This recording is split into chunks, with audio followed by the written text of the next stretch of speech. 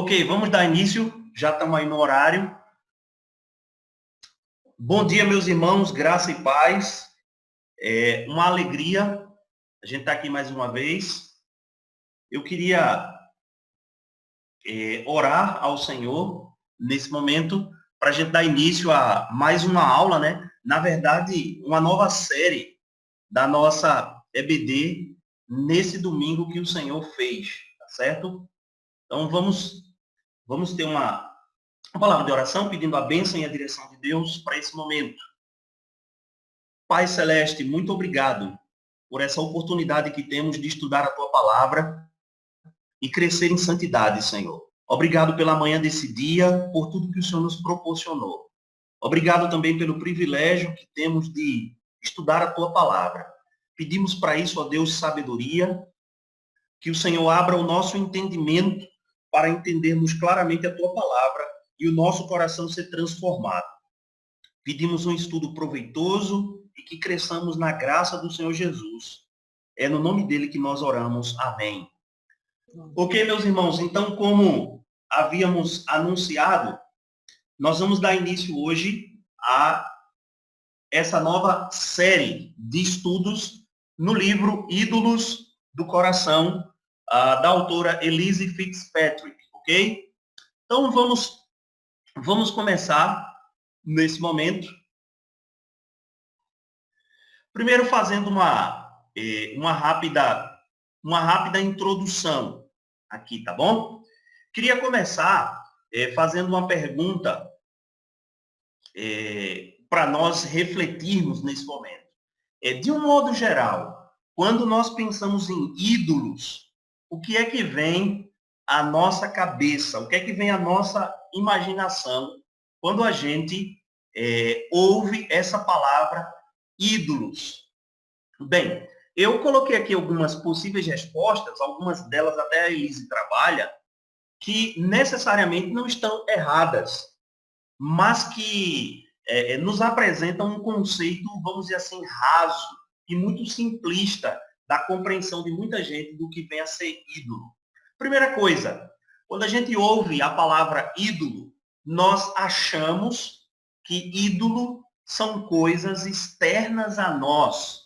Isto é, são coisas exteriores, coisas que estão fora de nós, ok? Geralmente nós, num primeiro momento, não concebemos que no nosso coração, no nosso interior, podem existir também ídolos. Então, geralmente, a gente pensa, né, que são coisas exteriores a nós. Outra coisa também que nós pensamos, né, é que ídolos são imagens de esculturas feitas de ouro, pedra, madeira, encontradas em templos e lugares sagrados, não é isso? Nós muitas vezes só pensamos que seja isso, né? Ídolos também podem ser imagens construídas de madeira, de pedra, mas a gente vai ver nesse livro que ídolos não são apenas isso, né? Outra ideia também sobre os ídolos, né? As pessoas acham que a idolatria ela é um pecado ligado principalmente ao catolicismo romano. Tem muita gente que quando pensa nessa palavra, logo lembra de um católico prostrado ante uma imagem, né? Ou algo dos budistas, certo? Ou os pagões que veneram e adoram. Nunca um cristão sendo idólatra, né? E aí, por último, né?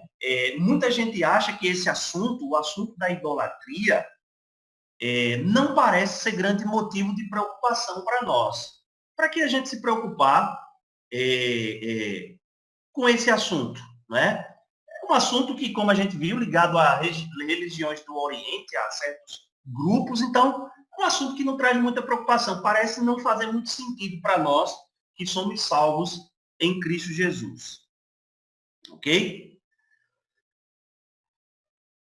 A Bíblia, a palavra de Deus, meus irmãos, ela está cheia de pessoas, não é, de histórias e até mesmo nações que caíram em idolatria.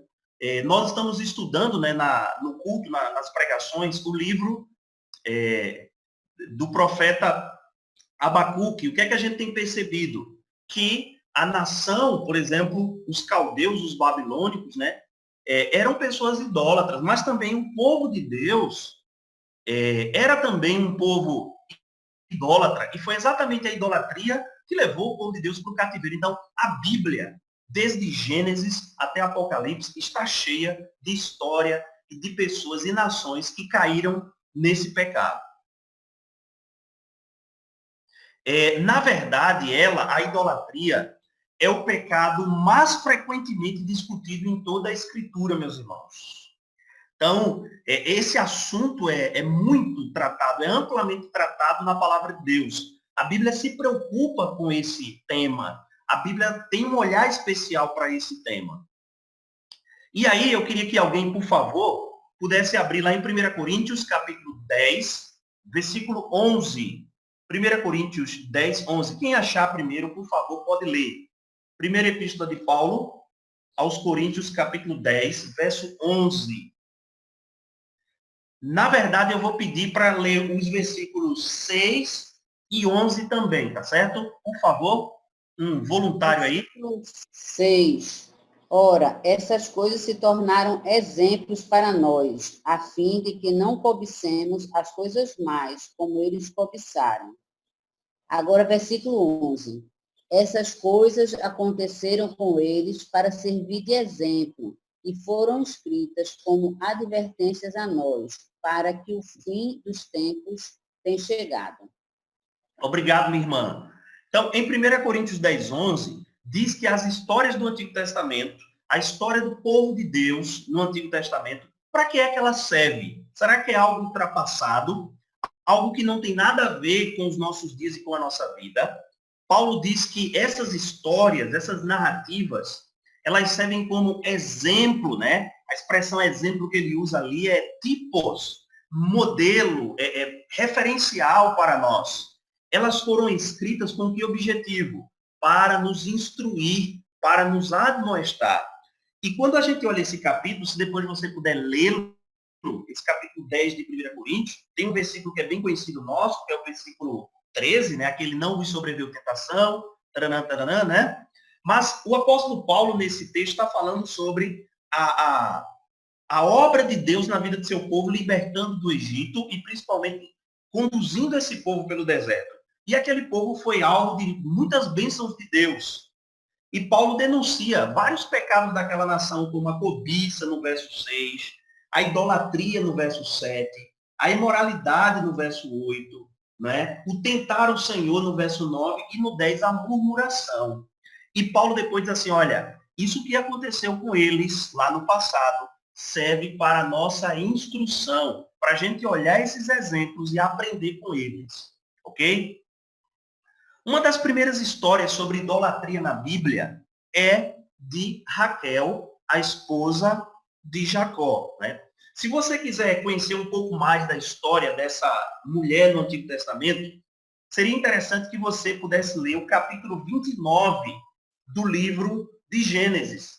Lá está registrado exatamente um pouco da história dessa mulher que era a esposa de Jacó, Gênesis 29.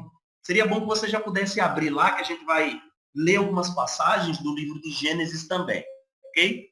Caminhando, ídolos do coração. Só um detalhe antes, irmãos. Uma pergunta. Qual a importância desse livro? Por que a gente vai estudar esse livro? Qual a contribuição desse livro nas nossas vidas, né?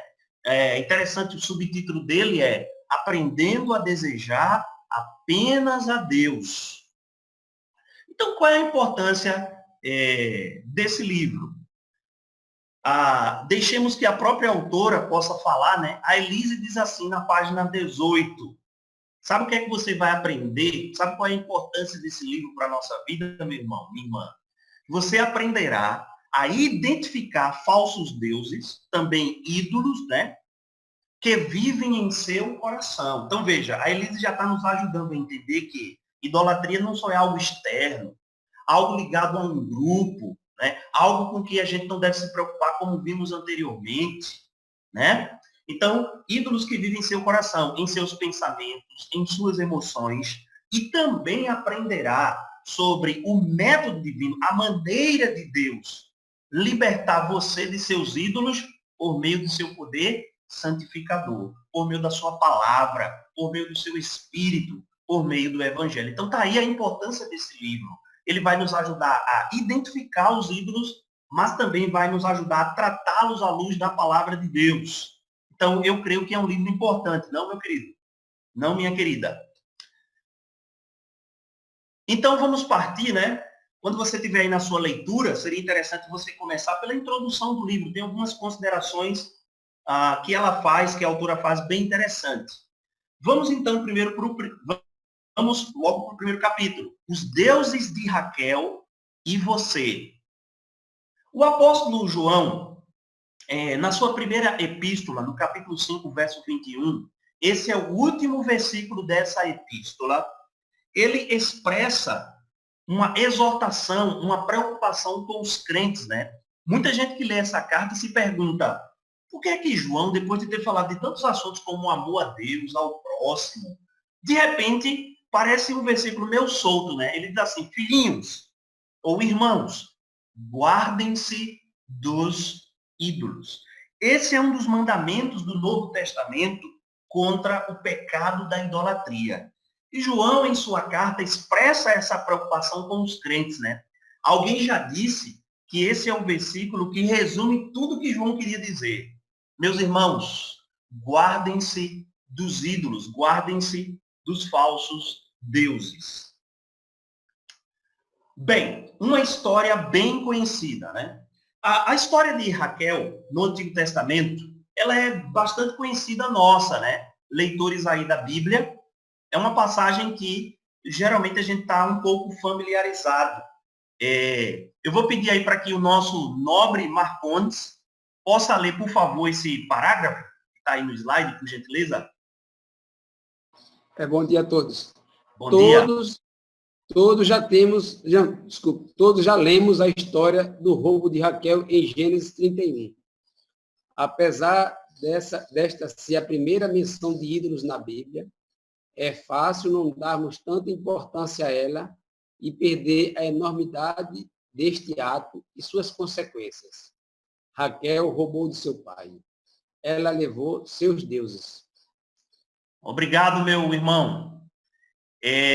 Ok. Então, você já pode abrir aí nesse capítulo, né? Entre o 29 e 31 aí, que a gente vai justamente meditar nessas passagens.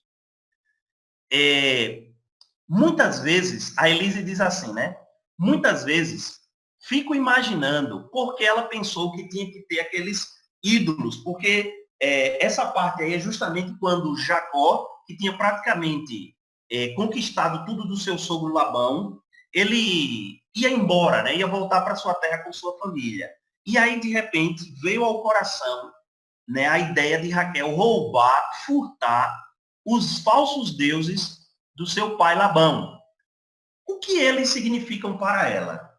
Porque ela estava disposta a fazer o que fez, né? A roubar, a furtar aqueles falsos deuses. Porque eles eram tão poderosos em sua vida. Parece que, de certa forma, ela estava deixando a casa, mas a casa não estava deixando a ela, né? Ela estava deixando sua família, mas estava levando, vamos dizer assim, lembranças, né? Estava levando lembrancinhas da sua família para junto dela. Para responder essas questões, vamos dar uma olhada na vida de Raquel.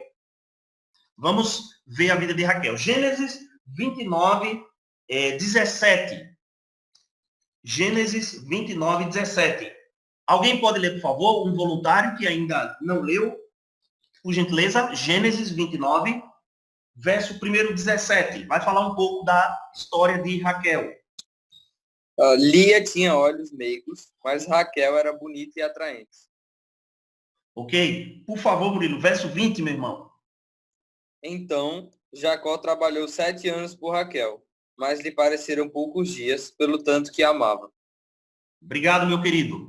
Então, o que é que essas duas passagens nos mostram? Que ela era bonita, ela era bela, e ela também tinha um marido que a amou, né? Trabalhou por ela, primeiro 7 anos, e não a conquistou depois mais 7 anos, 14 anos, né?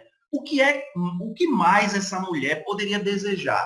Ela tinha o amor do seu marido, ela era uma mulher bela, ao contrário de sua irmã, que o texto diz que no verso 17 que Lia tinha olhos baços, ou seja, olhos sem brilhos. Então ela era uma mulher bonita. O que mais ela poderia querer na vida? O que mais ela poderia desejar? Pois é, meus irmãos, exatamente isso que esse slide seguinte nos mostra.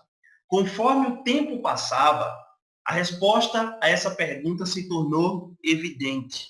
O que ela queria ter filhos. Se você for ver no capítulo 29 de Gênesis, versículo 31, diz o texto que, Gênesis 29, 31, vendo o Senhor que Lia era desprezada, fê-la fecunda, ao passo que Raquel era estéril, ela não podia dar filhos. Mesmo como vimos, né, ela tendo o amor do marido e sendo bela, tinha algo que ela estava desejando muito, que era exatamente ter filhos. E aí, no capítulo 30, versículo 1, o texto sagrado diz assim: vendo Raquel que não dava filhos a Jacó, ela teve ciúmes. Aqui é um ciúme pecaminoso, um ciúme egoísta.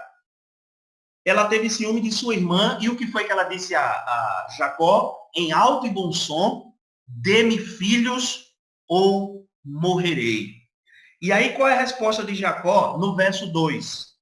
Diz a Bíblia que ele se irou contra a sua esposa e ele disse assim: olha, por acaso eu estou no lugar de Deus que ao teu ventre impediu frutificar, né? Ela fala de um jeito grosseiro e parece que Jacó responde também de uma forma pecaminosa, porque o texto diz que ele se irou contra ela e perguntou: querida, por acaso eu estou no lugar de Deus?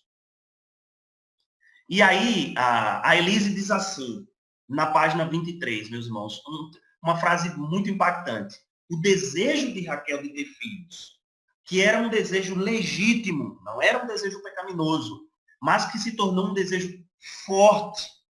Esse desejo havia distorcido sua forma de pensar. Ela começou a acreditar que era Jacó e não Deus quem estava controlando sua fertilidade, sua posição, sua vida.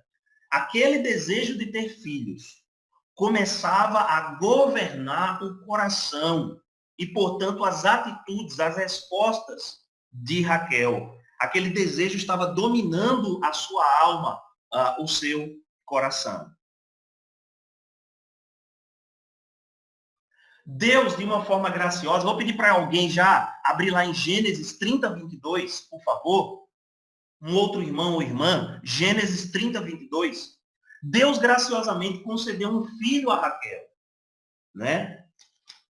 Mas parece que ela não tinha contentamento. O que é que diz Gênesis 30, 22? Alguém encontrou, por favor? E lembrou-se Deus de Raquel, e Deus a ouviu, e abriu a sua madre. 23.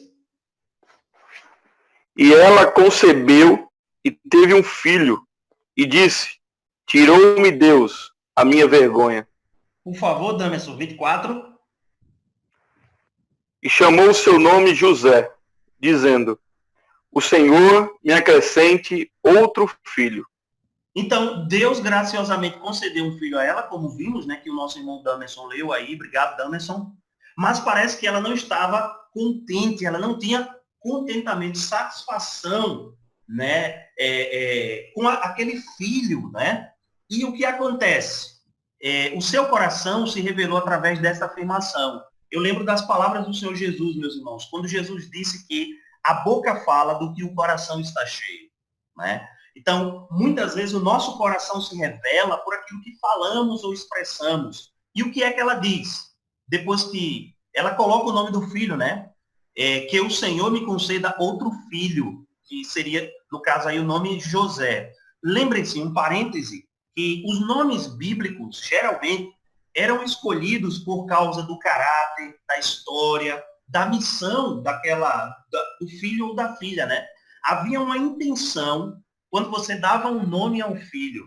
E aí ela colocou o nome desse filho José porque ela queria que Deus lhe desse mais filhos, eu quero mais. Eu não estou satisfeita com um apenas, eu quero outros filhos.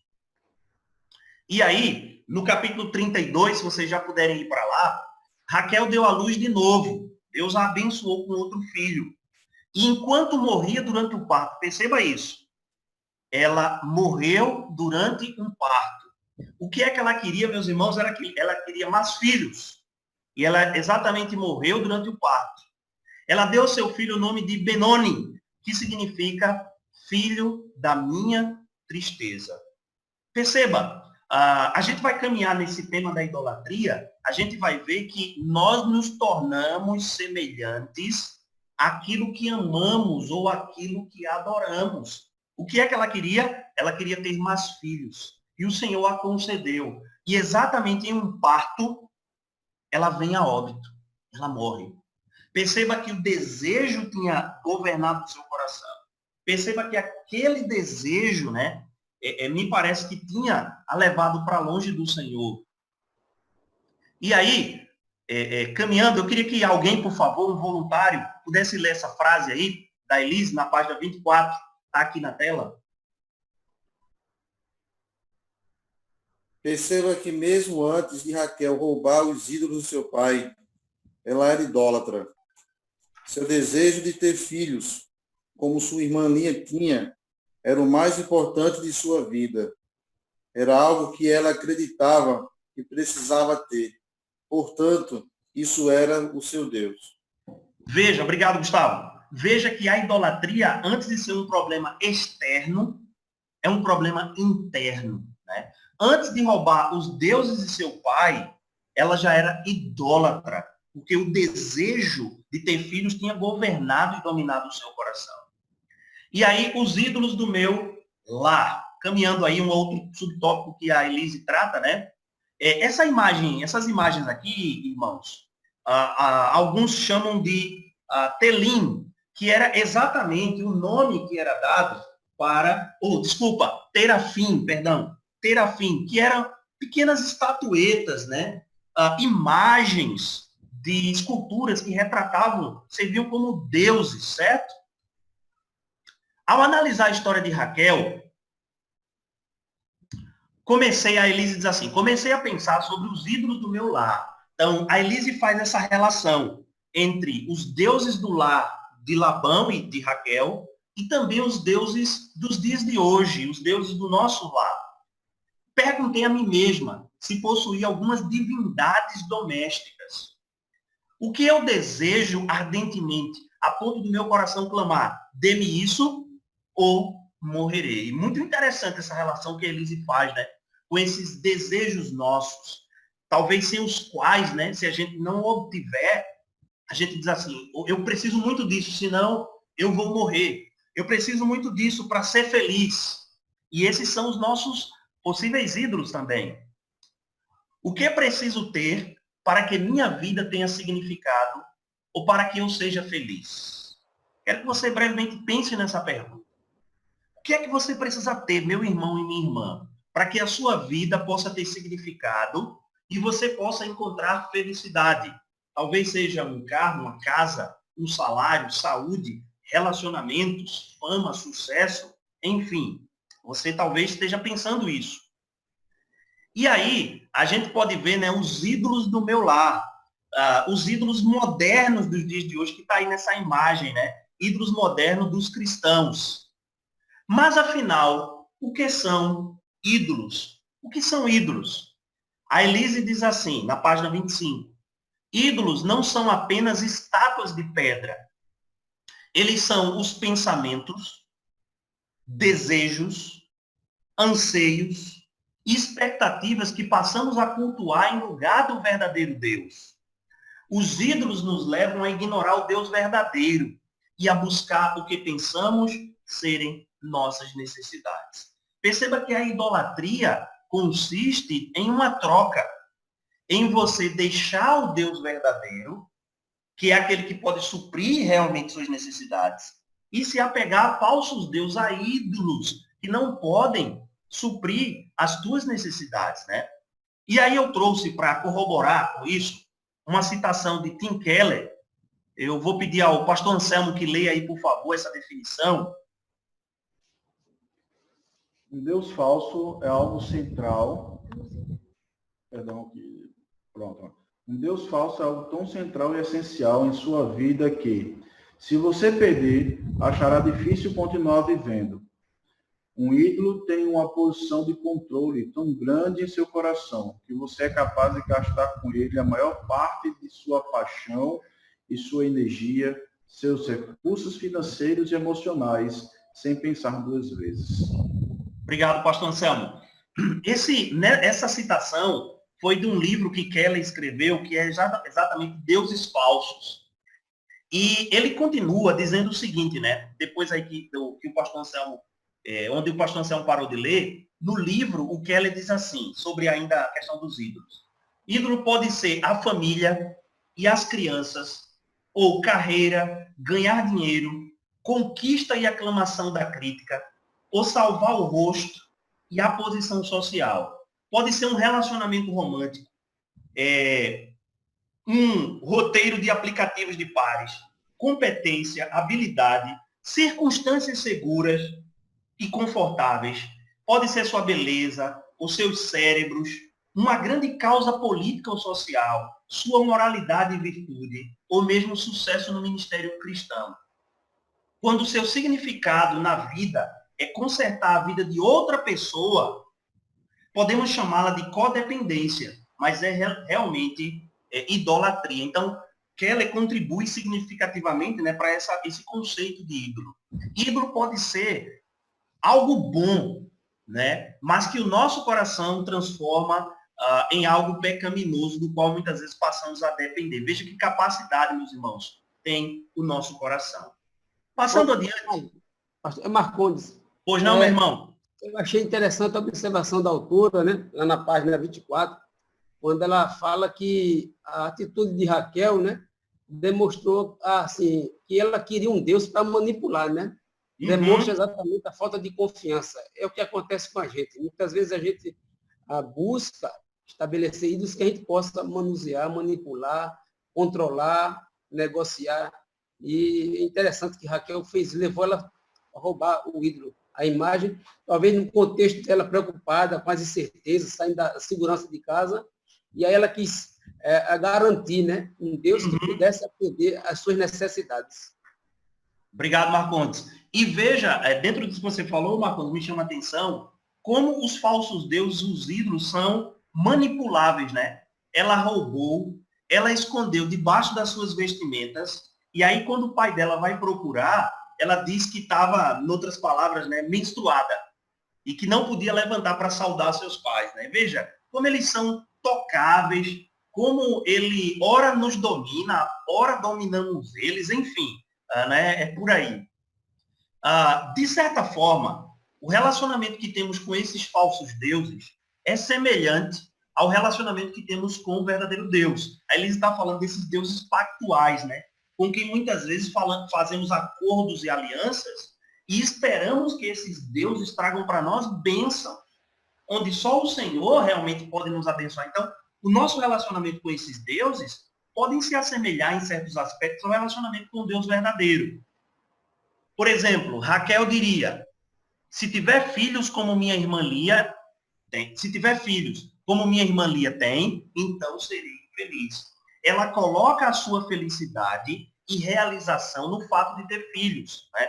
Nós sabemos que nos tempos bíblicos, as pessoas que não tinham filhos eram pessoas que viviam muitas vezes muito preocupadas, porque aos olhos de muitos parecia que eram pessoas amaldiçoadas, pessoas que tinham sido esquecidas por Deus, e aquilo trazia um certo pesar, né?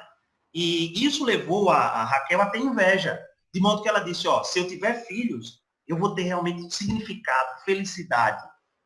E hoje, o que é que a gente diria hoje?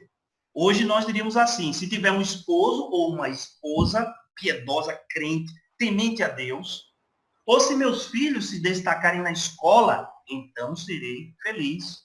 Veja, meus irmãos, que nós baseamos a nossa felicidade, né, no outro muitas vezes, ou na esposa, no esposo, num casamento, ou na realização dos filhos serem as nossas. Não é que em si isso sejam coisas pecaminosas. Não. Mas o problema é como nós colocamos isso, em que lugar, a oposição, colocamos isso, né? Aí vem exatamente essa pergunta. Se estes desejos são legítimos, qual é o problema com eles? O problema é justamente se eles se tornarem nossa fonte de alegria e maior prioridade. Qual deve ser, de acordo com Mateus 6,33, a maior prioridade do crente? O reino de Deus, a palavra de Deus. E a Elise diz que essa prioridade sendo Deus, todas as demais áreas da nossa vida serão organizadas a partir dessa prioridade maior, que é o Senhor, que é o seu reino. E aí, dê-me um marido piedoso ou morrerei. Tem o caso de Jane, né? Aí que a Elise conta, que é bem interessante, porque a Jane acreditava, tá aí nas páginas 26 e 27, que a única forma dela ser feliz era tendo um marido piedoso, como a gente viu anteriormente. E me chama a atenção duas coisas na história de Jane. Primeiro, é que esse desejo de ter um marido piedoso passou a governar a sua vida, a governar o seu coração. E ela deu vazão ou alimentou esse desejo, de modo que esse desejo, que era legítimo e bom, mas que passou a ser intenso e controlar seu coração, acabou por destruí-la, né? A última frasezinha, a Elise diz assim, na página 27, certo dia, a Jenny disse, né, que iria deixá-lo. Ela o deixou, depois abandonou a igreja, e a última vez que eu ouvi falar de Jenny, soube que ela não seguia mais a Cristo. Como Raquel, seu desejo acabou por destruí-la. Uma parte integrante de uma falsa adoração é aprender como conseguir que nossos deuses nos deem o que queremos. Veja, muitas vezes nós negociamos, né? Nós barganhamos com esses deuses. Em sua essência, trata-se de fazer acordos, na expectativa de que eles nos abençoem se agirmos de determinada maneira. A autora mostra dois exemplos. Primeiro, ter uma boa saúde e ter um bom emprego, né? Aí ela diz assim, por exemplo, se ter uma boa saúde é um dos seus deuses, você pode pensar, se eu fizer exercício todos os dias e comer corretamente, nunca ficarei doente. Se ter um emprego importante é um dos seus deuses, você pode pensar, se eu sempre for a primeira a chegar e sempre fizer mais do que me é pedido, então meu chefe será obrigado a me valorizar e a garantir o meu emprego. A saúde e os nossos empregos, irmãos, são coisas legítimas, mas em que lugar nós estamos colocando isso? E qual é a motivação do nosso coração em ter saúde, em manter os nossos empregos, não? Seguindo, a Elise faz uma pergunta interessante que nos ajuda a identificar, a analisar quando aquilo que nós desejamos pode se tornar pecaminoso. Como posso descobrir se estou adorando as bênçãos que desejo ou a Deus? Há um teste prático aí. Que teste prático é esse? Se você está disposto, meu irmão, minha irmã, a pecar para obter o que deseja, ou se você peca quando não consegue o que quer, então o seu desejo tomou o lugar de Deus. E você está agindo como um ou como uma idólatra. Esse é um teste bem simples e prático, né? Em relação aos nossos desejos. Se aquilo que eu desejo, se eu não conseguir, qual é a minha resposta? Né? O que eu estou disposto a fazer para obter? Será que eu estou disposto a comprometer minha santidade? Será que eu estou disposto a comprometer minha família, o meu ministério cristão para obter aquilo? Aquilo provavelmente está tomando o lugar de Deus. O nosso Salvador Jesus Cristo disse que o foco do nosso amor, e é interessante que ídolos tem a ver com o foco do nosso amor. A idolatria, ela desvia, meus irmãos, o nosso amor que deveria ser dirigido em primeiro lugar a Deus, e nós dirigimos esse amor à criatura, a objetos, a pessoas, às circunstâncias. Nesse texto sagrado que a gente conhece, né? Alguém pergunta a Jesus, uns líderes religiosos da época, qual é o maior mandamento? Jesus disse, olha, o maior mandamento, o primeiro e maior mandamento é esse. amarás o Senhor teu Deus de todo o teu coração, toda a tua alma, todo o teu entendimento. Qualquer coisa além disso é considerada idolatria. A idolatria rivaliza o nosso amor por Deus. Os ídolos, eles exigem o nosso amor, a nossa devoção. E o que acontece? Nós, muitas vezes, podemos obter da idolatria as maldições. Por favor, alguém poderia ler esse parágrafo, um voluntário?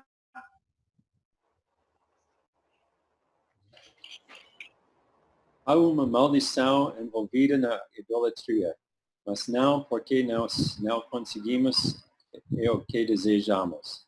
A maldição está em acreditarmos em algo que não seja Deus para nos fazer felizes. E aí ela menciona que Raquel, como a gente até já disse, né, estava disposta a pôr em riscos, inclusive sua santidade, para evitar sua esterilidade. É assim que funcionam os ídolos. Nesse texto de Jeremias, você tem um livro, já está aí no livro, né? Diz assim, Jeremias 5:6. Maldito é o homem que confia nos homens, que faz da humanidade mortal a sua força, mas cujo coração se afasta do Senhor. Ele será como um arbusto no deserto. Não verá quando vem algum bem. Habitará nos lugares áridos do deserto, numa terra salgada, onde não vive ninguém. Meus irmãos, o que é que se percebe sobre o homem que confia em algo além de Deus? O profeta Jeremias diz que maldito o homem que confia nos homens, que faz da humanidade mortal a sua força, né? Ele nunca vai estar satisfeito. Ele cita como um arbusto em terra árida. Nunca se satisfaz. O que mais pode causar mais descontentamento do que isso? O descontentamento consiste exatamente nisso. O nosso coração não está satisfeito em Deus e nós passamos a colocá-lo nas coisas, nas circunstâncias. A adoração a ídolos é a razão de nos tornarmos descontentes, de desobedecermos a Deus. Calvino diz que nossos corações são fábricas de ídolos. Meus irmãos, nesses estudos nós vamos ver que a idolatria é um pecado chamado como um pecado fundamental, um pecado de raiz.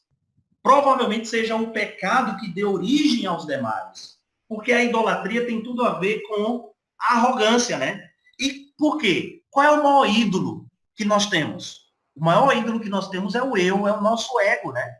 Então, a idolatria, ela nos leva ao descontentamento. A idolatria é a causa das nossas lutas contra o pecado, contra a tentação, né? Contra desagradar o Senhor. Então, na luta contra o nosso pecado, na raiz dessa luta estão os falsos deuses que nós constituímos no nosso coração. E aí Calvino, com essa frase célebre, diz, né? Nossos corações são fábricas de ídolos. Ou seja, eles produzem, eles fabricam constantemente novos ídolos.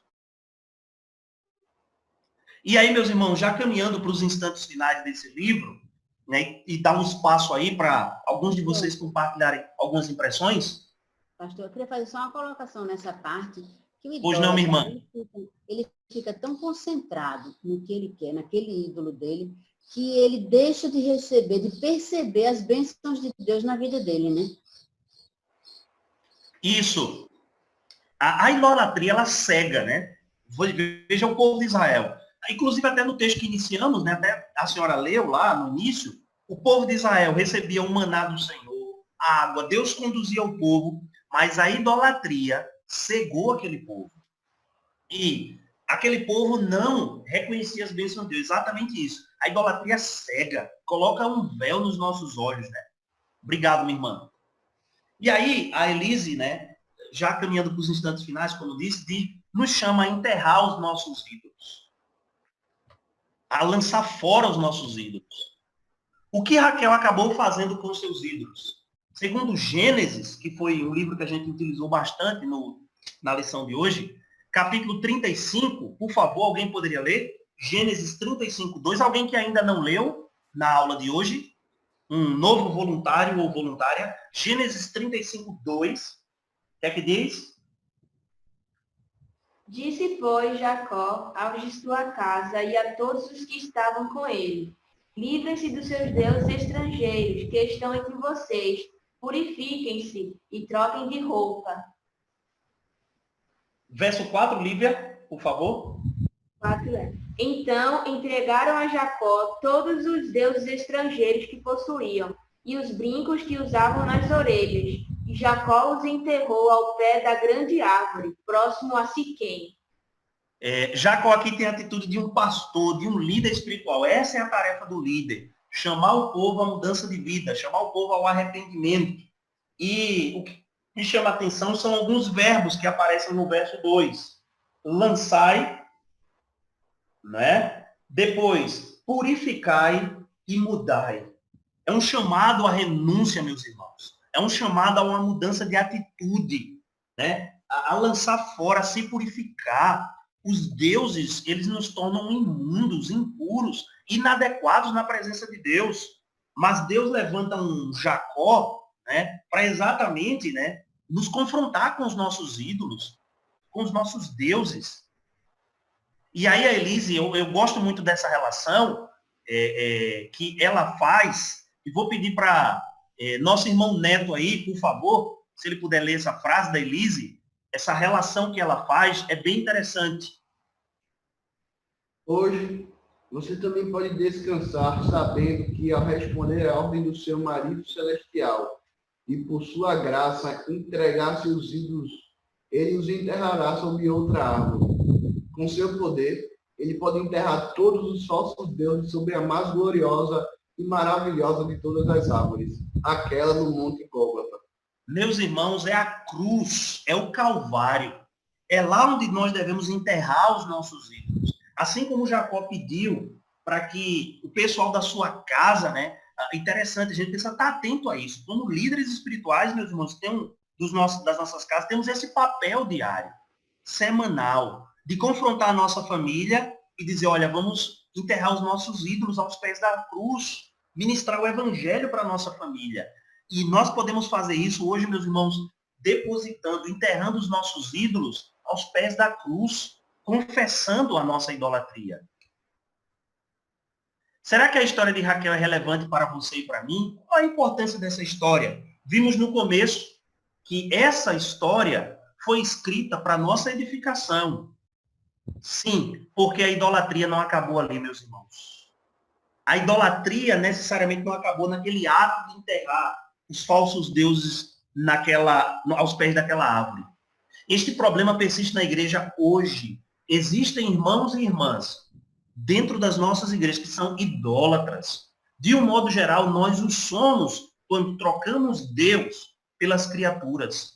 Devemos nos lembrar das palavras finais de João, filhinhos, crentes, irmãos da igreja comunitária das Acácias, guardem-se dos ídolos.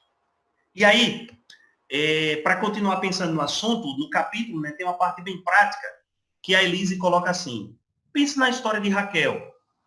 Você se identifica mais com Raquel ou com Lia? Com quais das duas irmãs você se identifica? De que modo a forma como Deus tratou com ambas traz consolo e encorajamento a você? Como o seu coração é consolado? Como o seu coração é confrontado pela maneira como Deus conduziu essas duas histórias? Pense nas áreas de sua vida em que você luta contra o pecado. Lembra que nós falamos na sua luta contra o pecado, na raiz dela, na base, há um ídolo que você constituiu. Você consegue ver alguma ligação entre os pecados que costuma praticar e alguma possível idolatria? Existe alguma coisa que você acredita que deva ter? Por exemplo, complete a frase, preciso de, tracinho, ou morrerei. Com aquilo que você completar aqui nesse tracinho, provavelmente seja o seu Deus funcional, o seu ídolo. Preciso de conforto, segurança, de saúde, preciso de relacionamentos humanos, preciso de dinheiro, preciso de paz. Isso provavelmente é o seu ídolo. E aí eu queria que você fizesse no dia de hoje uma oração de entrega, afirmando o seu desejo de compreender a forma com que seu coração constrói ídolos. Nesse livro, nós vamos fazer uma incursão pelo nosso coração. Nós vamos, meus irmãos, analisar o nosso coração e ver como ele é rápido em constituir os ídolos. Eu queria que, agora, nesse momento, né, uma ou duas pessoas, no máximo 3, brevemente, estamos nos instantes finais da nossa EBD, pudesse compartilhar aí suas impressões, bem objetivamente, desse primeiro capítulo desse livro, que chamou sua atenção, talvez em uma frase, em uma colocação bem objetiva. Talvez alguém que ainda não compartilhou algo, queira compartilhar do que chamou sua atenção. Carlos, me chamou a frase que Doug leu no livro. E como que eu consigo falar aqui? Diz assim: há uma maldição envolvida na idolatria. Então, todo desejo idólatra, ele traz consigo uma maldição. Mas a maldição não é você não alcançar, é você acreditar que algo que não seja Deus vai nos fazer felizes, né? Então, assim, essa afirmação nos mostra que o verdadeiro contentamento, a verdadeira felicidade, só se encontra no ser de Deus, na pessoa de Deus. E fora dele que existe a maldição, né? Seguir os ídolos é seguir um caminho de maldição. Seja ele qual for, prometa ele o que prometer, seguir ídolos é seguir o caminho da maldição, né? Então, assim, eu achei isso muito forte. E como há uma relação muito grande entre quem desejamos ou o que desejamos, né, e a bênção ou a maldição de Deus, né? E nós possamos aprender isso. A grande frustração, o grande problema do idólatra não é, no final das contas, não conseguir o que quer. É estar debaixo da maldição de Deus. É uma coisa muito forte, né? E que nós possamos aprender a desejar Ele cada dia mais. Obrigado, Anselmo. O salmista diz que na presença de Deus há plenitude de alegria, né? Uhum. E aí os ídolos vêm com essa proposta de roubar essa alegria da presença de Deus, né? E prometer coisas que eles não suprem, que são mentirosas, né? Mais alguém, alguma outra pessoa aí quer deixar sua impressão? Eu quero. Mateus? Eu também quero. Ok, minha irmã, daqui a pouquinho. Vá, minha irmã. Não, Mateus. Não. Deixando eu falar logo. Não, Mateus. Ana, por favor. Bom dia a todos. Bom dia. Uma coisa que me chamou a atenção, pastor, que o senhor falou aí, é uma coisa que eu nunca havia pensado. O fato da gente desejar muito transformar a vida de uma pessoa, mudar a vida de uma pessoa. Uhum. Eu nunca tinha refletido sobre isso, que realmente você acaba se colocando, querendo, né, se colocar no lugar de Deus, né? Você tira a soberania dele, tira a graça dele, e você faz aquilo realmente um Deus, né? Uma idolatria. Você começa a focar tanto naquilo que se torna uma idolatria. Uhum. E eu nunca havia pensado sobre isso. Para mim foi muito bom. Isso tem uma aplicação diretamente no nosso casamento, não, irmã? Muitas vezes o nosso desejo é que o cônjuge mude. Ele precisa mudar. E os aí já filhos fazendo também, o link... né? Os filhos também. Os filhos, exatamente. Fazendo o link, né? Nós somos pecadores. Primeiro nós devemos mudar, né? E aí Deus pode usar isso, né? Isso. Pois não? Não, é isso mesmo. É uma forma de idolatria, de manipulação também. Exatamente. É um desejo legítimo, mas que frequente e intenso pode nos levar à idolatria. Uma outra pessoa, a gente já está bem pertinho de terminar, quer compartilhar a sua impressão, que ainda não compartilhou, não leu. Mateus? Uma coisa que eu estava refletindo aqui é como o homem ele não é independente. Porque é como se a gente fosse, fazer uma ilustração, né? Como se a gente fosse uma nave espacial. E aí a nave espacial ela tem uma central de controle, né? E quem tiver naquela central de controle vai nos controlar. Então, por exemplo, se eu tenho um ídolo, eu não posso viver sem esse ídolo. Uhum. E esse ídolo pode me levar a quebrar regras que eu honrava, a ferir minhas convicções, fazer tudo para conseguir ele. Então, o ídolo, ele controla a gente, mas o inverso também é verdadeiro. Se Deus estiver na minha central de controle, ele consequentemente vai me levar para uma vida de piedade e eu vou depender dele e aí eu vou poder glorificar ele, né? Ou seja, para fugir dos ídolos, a única fuga é você se virar para o Deus verdadeiro, né? É ele estar na central de controle e aí ele vai te dar satisfação plena e você vai ser controlado por ele, né? Todas as suas decisões. Mateus. Mesmo, rapaz. Mateus, depois de duas palavras, eu declaro aqui um tríplice amém. E a gente encerra aí a EBD, o amém, amém, amém, meu irmão. Meus irmãos, vamos deixar o gostinho do Quero Mais para a próxima semana, tá bom? Então, próxima semana estudaremos o capítulo 2, se Deus quiser. Então, que Deus nos abençoe e até logo mais no culto, em nome de Jesus.